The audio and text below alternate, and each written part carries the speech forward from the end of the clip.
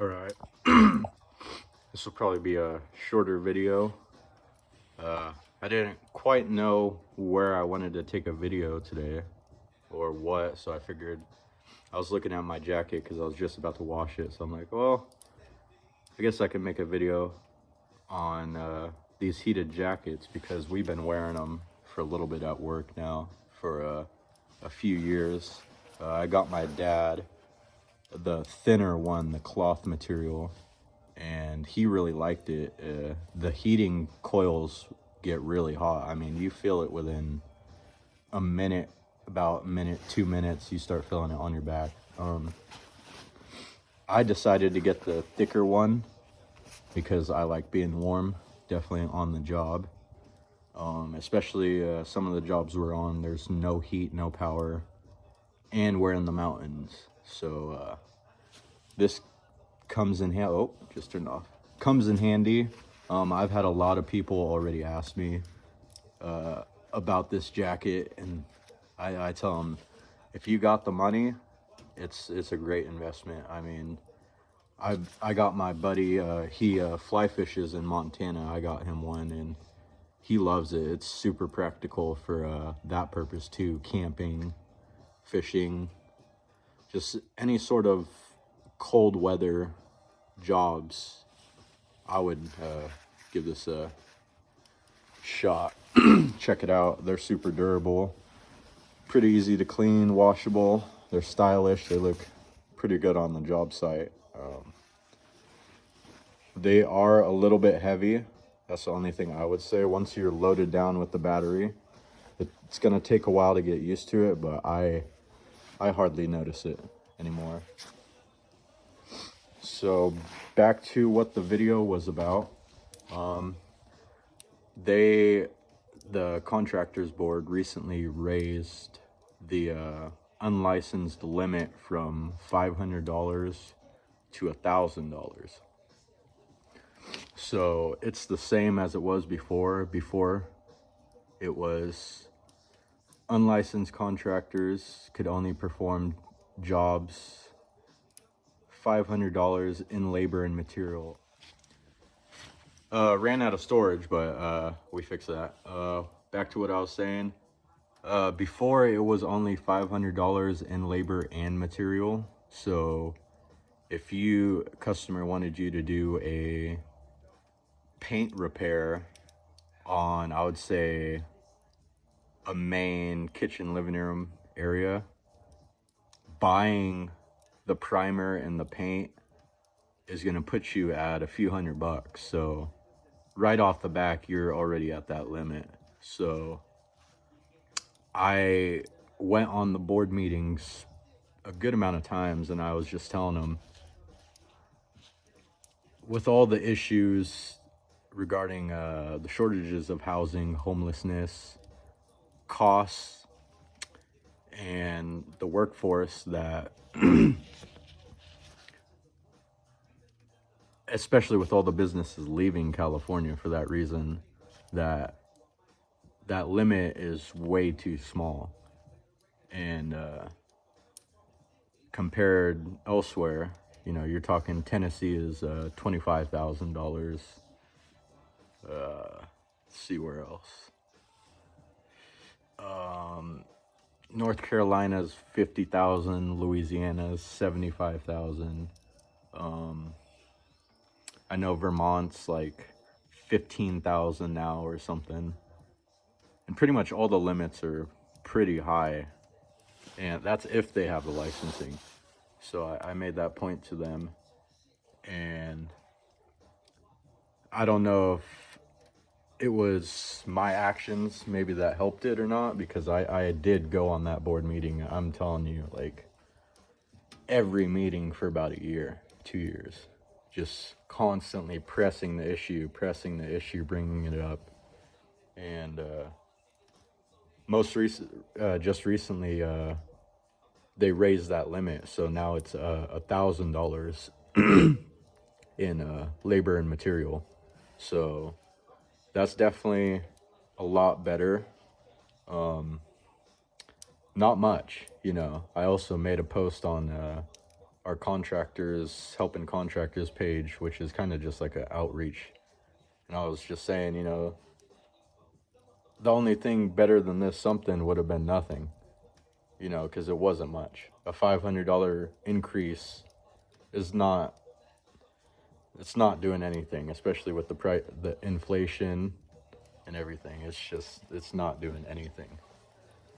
So I also made this video because I was just thinking about it. I'm like, well, $1,000 does help out some small guys. So I'm talking, if you're a construction repair, if you're a landscaping, a tree trimming, plumbing repair, just small scale like handyman business, that raise from 500 to 1,000 is gonna open the door a lot to some of the jobs and some of the return on profits to actually where you're making money now.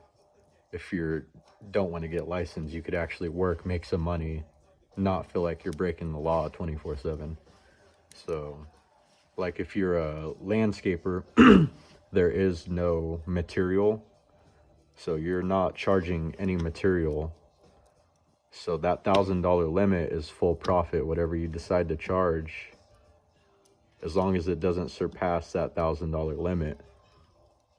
And $1,000 in a 2 or 3 day landscaping, that's a pretty good gig right there. So also drywallers, you know, that $1,000 limit, now you're, instead of just that repair, you're actually doing maybe a whole room re-drywall, tape and texture, and making a few 400, $500. Electricians, electrical repair, you know, because I know Romex is pretty expensive, so that limit's going to allow you to still take on a small electrical repairs and make some money, be able to charge a little bit more. It's still not much though, you know. I was waiting until next year because they're trying to pass another legislation act for contractors to where all contractors, regardless of employees, have to pay workman's comp. So at the moment, I'm not paying workers' comp because I don't have any employees. If this policy passes next year, I would have to pay a policy workers' comp on myself, even though I have no employees, or lose my license. So it's definitely a racket. No other state in the country does this.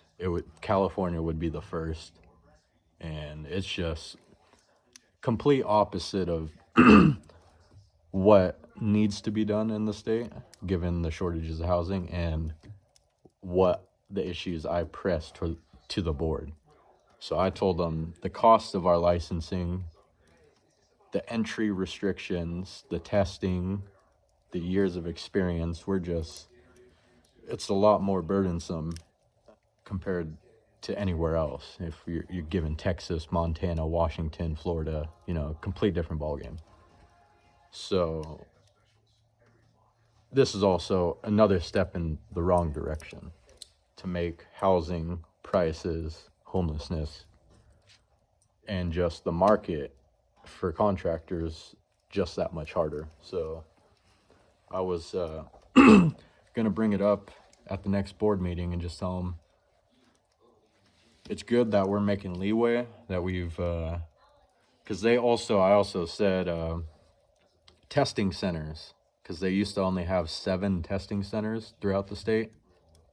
That means some people in certain cities are driving 3-4 hours to take a test to get their license. So I was saying, you know, we need to expedite this, either make it online like other states or expand testing locations. So they did that.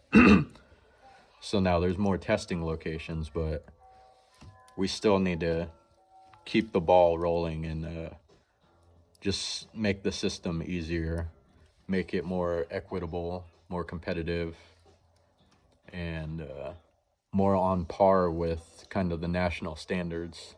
So I can't say if I'm for getting rid of the licensing system, but it's somewhere in the middle. You know, we could have it, but it could be voluntary. If you don't want it, you don't need it. But they could still promote sort of like a registration system to where if you don't want the license, you could still register yourself, get an insurance. So consumers still have some protection. So that's kind of the matters I've been pressing to them that I'm going to press again, because next year, if that passes, I talked, because me and my dad have been doing this.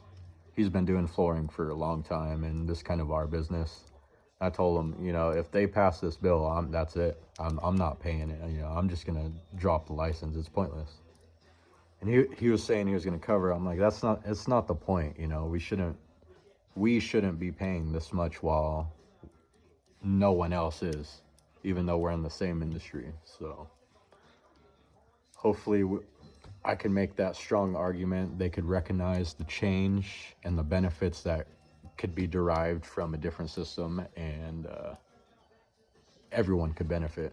So figured I'll just do a video talking about some of the changes in some of the issues in the California construction industry, and also talk about that $1,000 increase, which it doesn't seem like much, but I was thinking about it. I'm like, well, you could be a landscaper, you could be a plumbing repair contractor, you could be an electrical repair contractor, roofing, a handyman. I mean, there's a lot you could do with that $1,000 limit, and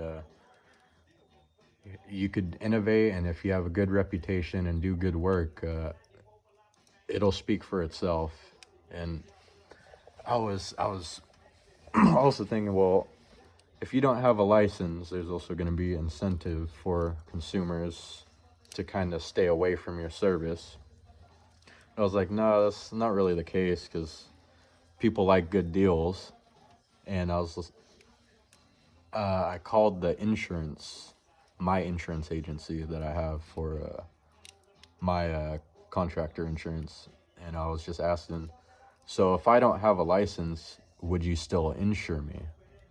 So if I was like keep getting cut off, but what I was saying about the insurance is they do insure unlicensed contractors. So I was pretty excited about that, because if they do raise the limit even higher, or for contractors that are unlicensed, they could still have some sort of protection, some sort of certification for consumers to show that they're not just coming in there, you know, empty-handed. They have a security on them, and that's that contractors bonding insurance, which could be $15,000 or as high as $1 million. So it's up to you what you do for a business. But I figured I would just give my 2 cents and make a video on the matter, just to showing our viewers and other contractors that the limit is pretty low in California. But there's stuff you could do with that. You could innovate on that with handyman services, and also just kind of bring awareness of the challenges, issues, and work that needs to be done on this system to bring it on par. Because I don't know if you've seen, maybe our viewers could watch some of the videos on occupational licensing and the need for reform, but it's one of the major issues in the country, if not the major issue affecting our economy and consumers, which is overregulation. And occupational licensing costs the economy and California alone $100 billion annually, and 100,000 jobs. And I'm sure that's just a low ball. I'm sure it's a lot higher. So if we can make a change to the system and make it easier for contractors and just consumers and housing to be built, there's going to be a big